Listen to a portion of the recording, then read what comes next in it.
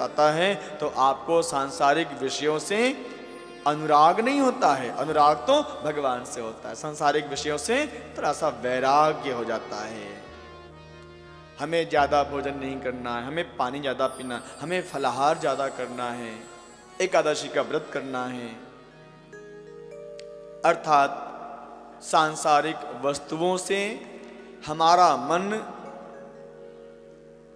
ज्यादा न लगे, थोड़ा जितना आवश्यक है। जैसे आप लोग कभी डॉक्टर के पास जाते हैं कोई बीमारी होने पर, तो आप लोगों को डॉक्टर कहता है कि भैया ये हम 3 महीने का कोर्स आपको बता रहे हैं।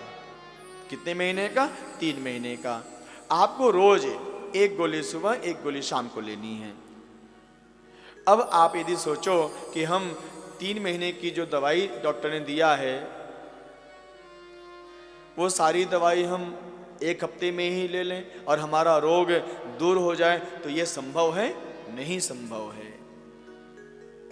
दवा को, औषधि को हम समय समय पर एक विशेष मात्रा में ही ले सकते हैं।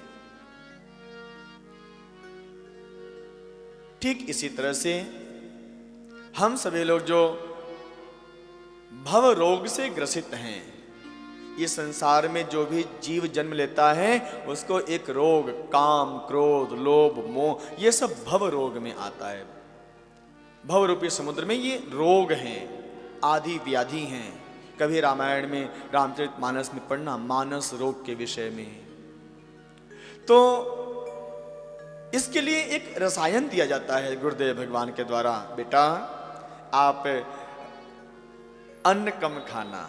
और वास्तव में जो अन्न कम खाता है ना, उसका मन ज्यादा लगता है भगवान की भक्ति में। और जो जितना अधिक अन्न खाता, यदि आप चाहते हो कि स्वस्थ हमारा जीवन रहे, हमारा शरीर स्वस्थ रहे, तो अन्न की मात्रा कम कर दो ईमानदारी से। उसके जगह आप जल का सेवन अधिक करो, फलाहार का उपयोग ज्यादा करो, फल फ्रूट्स जो भी आपको अनुकूल हो। संत महापुरुष अन्न कम भोग लगाते हैं, पाते हैं, अन्न कम खाते हैं। आप लोग सुने होंगे वो महाराज जी कौन है? फलाहारी बाबा हैं। तो जितना आप अपने शरीर को हल्का करोगे उतना ही आपकी आध्यात्मिक उन्नति ज्यादा होगी। पतंग जब आप उड़ाते हो तो वो हल्का होता है, तभी तो आकाश में जाता है ना। और उसकी डोर किसी के हाथ में होती है, फिर वो ऐसे ऐसे करता है, फिर पतंग आगे बढ़ता रहता है। यदि पतंग पे कोई भार बांध दिया जाए तो क्या पतंग आकाश में जाएगा? नहीं जा पाएगा। अभी हम लोग दीपावली में भारत देश की राजधानी दिल्ली में थे, तो वहाँ पर वो आजकल एक, अब पहले तो हम लोग वैसे ही वो भगवान के सामने जैसे आरती करते हैं ना, वो लंबा सा स्टिक होता है, धूप, अगरबत्ती, तो अगरबत्ती की तरह पहले होता था, उसको क्या बोलते हैं जी, जिसमें चिंगारी निकलती है? फुलझड़ी। हाँ, फुलझड़ी। हाँ, फूलझड़ी मतलब उसके मुंह से फूल झड़ता रहता है, वो चिंगारी के रूप में, इसलिए फुलझड़ी बोलते हैं इसे। तो फुलझड़ी लेके हम लोग ऐसे भगवान के मंदिर के सामने, भगवान के स्वरूप के सामने, जैसे उत्सव है ये, दीपावली दीप पर्व है, तो बढ़िया पटाखे भी, अब तो पटाखा छोड़ना भी बड़ा मुश्किल है जी, बैन कर दिया जाता है, बैन कर देते हैं। हाँ, बैन कर देते हैं, हाँ, क्योंकि प्रदूषण हो जाएगा। हमारे भारतीय त्यौहार से ही प्रदूषण होता है।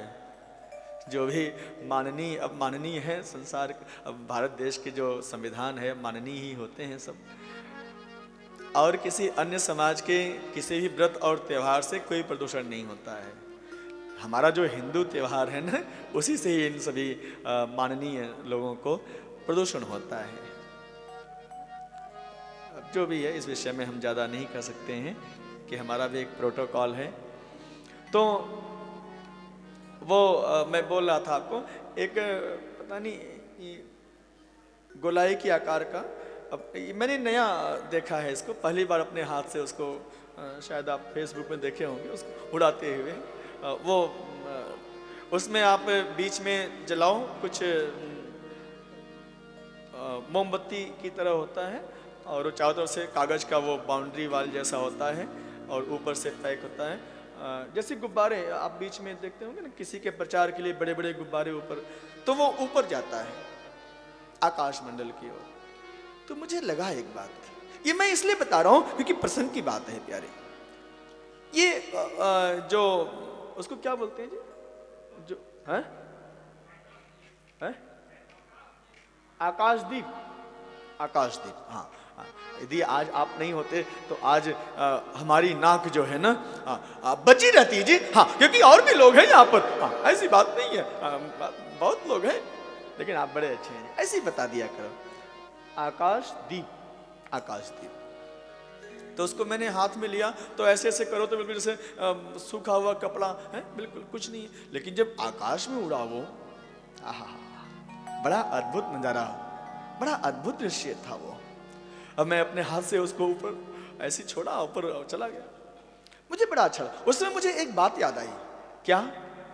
इसी तरह से हमारे सद्गुरुदेव भगवान हमारे अंदर एक प्रेम का, एक भक्ति का दीपक जला करके और हमें भगवान के चरणों में समर्पित कर देते हैं। ये खुला आसमान क्या है? ये भगवान की गोद है प्यारे, और हम भगवान के भक्ति रूपी गोद में, ये आकाश मंडल में देखो, वो उच्चतम शिखर की ओर हमारी गति हो जाती है प्यारे, और हम अपने अलब्ध लाभ भगवान कृष्ण की भक्ति को, उनके प्रेम को प्राप्त कर लेते हैं प्यारे। तो जीवन को जितना हल्का रखोगे उतना अच्छा है जी, उतना स्वस्थ रहोगे आप लोग। इसीलिए संत महापुरुष भोजन तो करते हैं, ऐसा नहीं कि नहीं करते हैं। कलयुग में तो अन्न में ही प्राण है। अब अन्न नहीं खाएंगे तो फिर कैसे रहेंगे जी, भजन कैसे करेंगे? तो लेकिन अन्न की मात्रा कम लेते हैं वो, फलाहार, पयाहार, दुग्ध, ये सब ज्यादा लेते हैं। तो आप लोग भी संसार वालों, यदि आप चाहते हो कि आपका शरीर स्वस्थ रहे, आपकी काया निरोगी रहे, तो आप भी यही नियम अपना लेना। ये राज की बात है, ये बड़े राज की बात होती, ये हर कोई संत महात्मा जल्दी नहीं बताता है। हाँ, ध्यान देना।